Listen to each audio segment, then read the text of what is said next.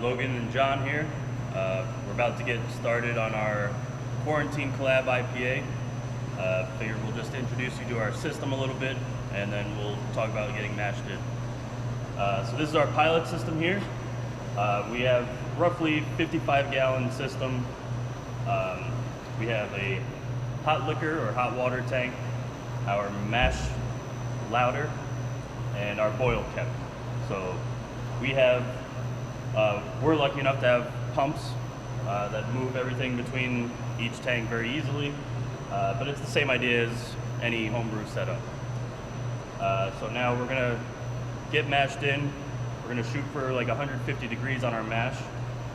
So yeah guys, when we're mashing in, it's important to avoid clumps and to hit your temperatures. So a good stir will get you your sugars and starches you're gonna need for your boil, which will give you your gravities to get you a higher alcohol content. But yeah, here we go and good luck.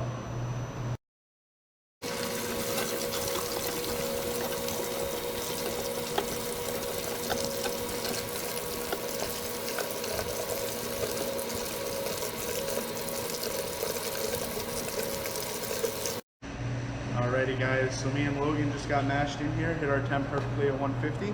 When you guys are doing it at home, just be careful. The temperature's a little tricky to hit. You will lose some temperature with the grain. So now we're gonna rest in our water for 40 minutes and then we're gonna start Warlock after.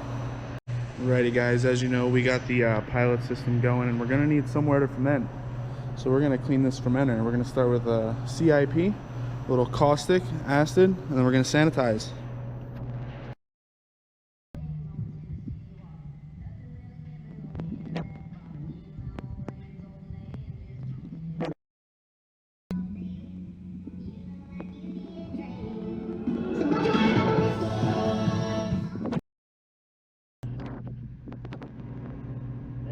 Warlocking, if you guys don't have pumps like we do, it's pretty simple to do Warlock.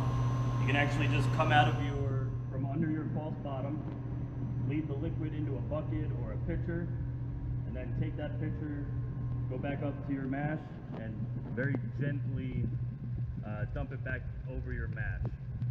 You don't want to disturb the bed or you'll mix up that grain again and defeats the purpose of Warlock.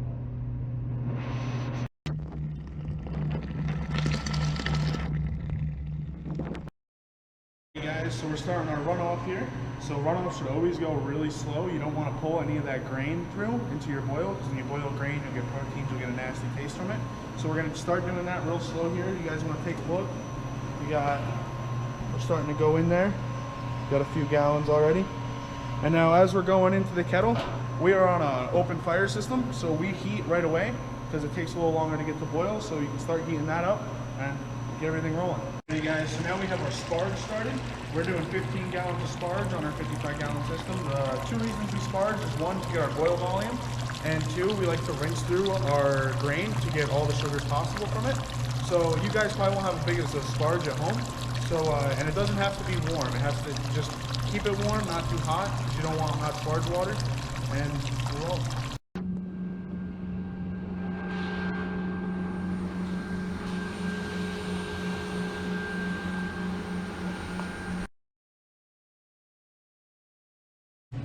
Alright, so we ran off all the liquid out of the mash mixer. We're just getting up to boil now. So we're gonna add our first hop addition, 60-minute addition. Calculated to only 15 IBUs, so it shouldn't be super bitter. We're gonna get that really nice hop charge, fruity citra in the next addition. So that'll boil for an hour. Hopefully keep it at a vigorous boil and blow off any off flavors. Let those hops mix in. Alrighty guys, so we're here at the Whirlpool edition where we're going to get that fruity and citrusy that Logan was talking about earlier. So we're going to go ahead and dump the hops in and get our Whirlpool going. With Whirlpool, you want to get a real good circular motion going. You really want to stir it.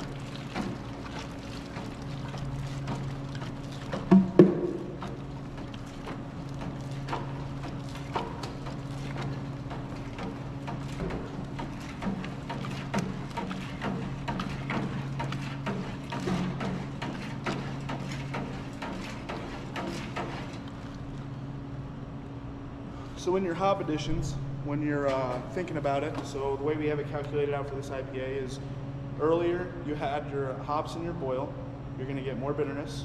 The later you add the hops, the more you'll get from the aroma and the taste of the hop.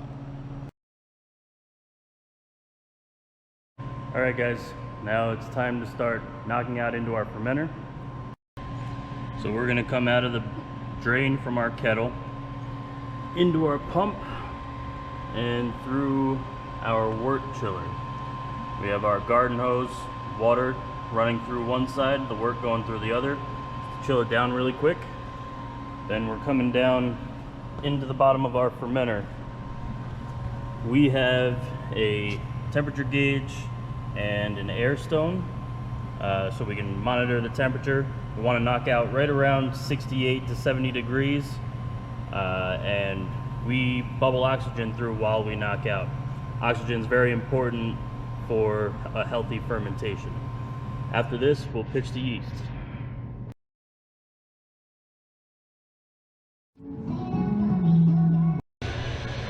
How's it going, guys? Well, John and Logan back. We're here to pitch the yeast into the pilot batch. So now that we have the yeast we're using is WLP001 that we repitched from one of our pilot batches.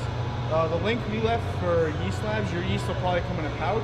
You want to be as sanitary as possible when pitching yeast. You don't want any kind of dirty fermentation. So we're just going to be really sanitary about everything.